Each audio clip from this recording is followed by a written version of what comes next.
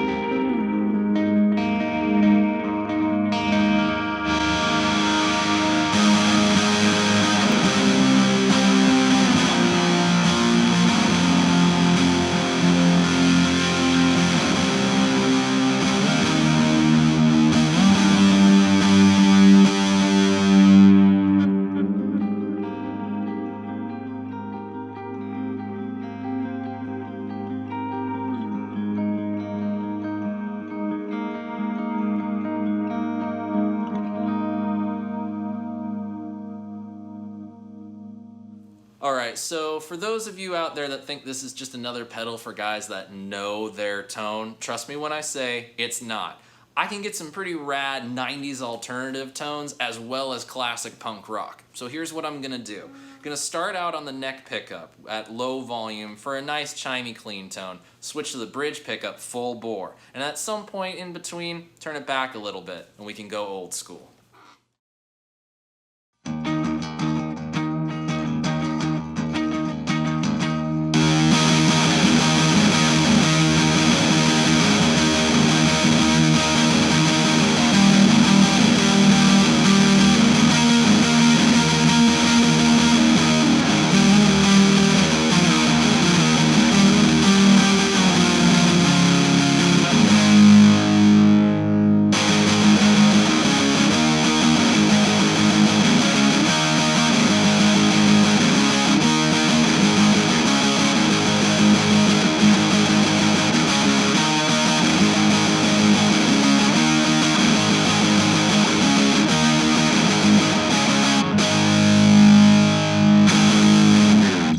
So now we're getting into lead territory with the dynamic distortion.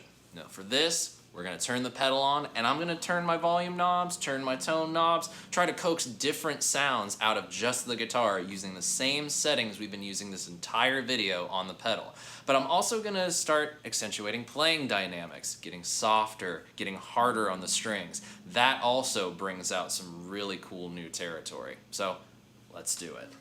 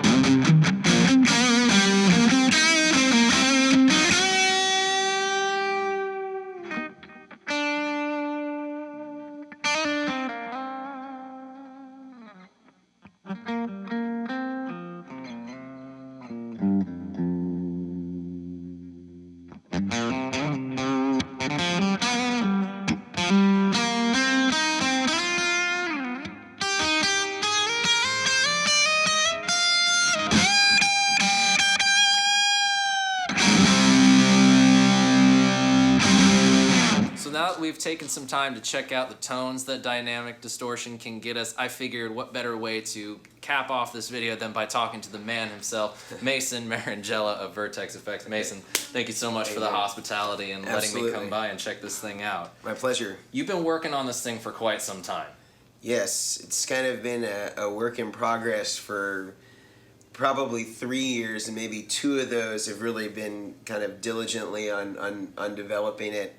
And it's definitely been a long time coming, but I'm glad that we're finally at the point where it's going to be reaching customers and get to be on people's pedal boards and really get to inspire some great music with the Dynamic Distortion. Absolutely, and I think that's what you just said, like inspire some great music, because at the end of the day, these little stomp boxes, that's what they're meant for. They're meant for us to create more and more music. This had a pretty interesting, if I remember correctly, this kind of started life as like a heavily modded Maxon sonic distortion, right? Exactly. So probably about 4 years ago, I started working with a couple of different amazing guitarists in LA, Scott Henderson and Michael Landau, 2 of which were prolific users of the SD9, and they really just loved how that pedal had so much dynamics. You know, they don't normally use their guitar volumes all the way on 10. They usually kind of have it rolled down to some extent. Yeah. And they're, manipulating, other controls on their pedal boards, other devices to kind of either boost, their volume, and not necessarily always using the volume on the guitar to make it louder. And this pedal, they found, did a really great job at that. And I one day was listening to this rig rundown of another artist that I work with named Wayne Krantz, who also used the SD9, and he said, I really find the SD9 is kind of like, it's almost like a fuzz face and a tube screamer hybrid. I was like, wow, what if we could really take it to those extremes, because it's already dynamic as it is. Right. It's an IC based pedal, meaning that it uses an op amp, so it's not sensitive to impedances like a fuzz face would be, or to temperature like a germanium transistor would be. It really can be anywhere in the chain and react relatively consistently, irrespective of what's going on outside of it.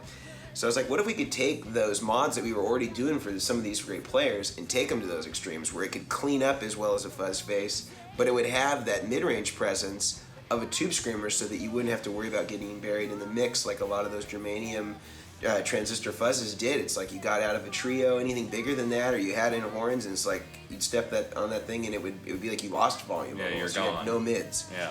So I felt like we were really able to do that, you know, using the SD9 as kind of the original starting point, or kind of the genesis, and then just building on that and maintaining kind of the essence of the fuzz face and the tube screamer, and really just using the SD9 as kind of an inspiration point. And there's certainly some similarities if one were to dissect this thing, but I think that, you know, those who are more technical will see where we really stepped away from that and we're able to even, you know, kind of improve that design. That's really what we want to be about, is, you know, taking something that maybe is really iconic or something that's really beautiful and sounds great, and make it an even more inspiring tool for users based on the feedback that we have. And we're just fortunate to work with some really great artists that can give us that input, that can tell us what direction to go with it. Well, it certainly gets...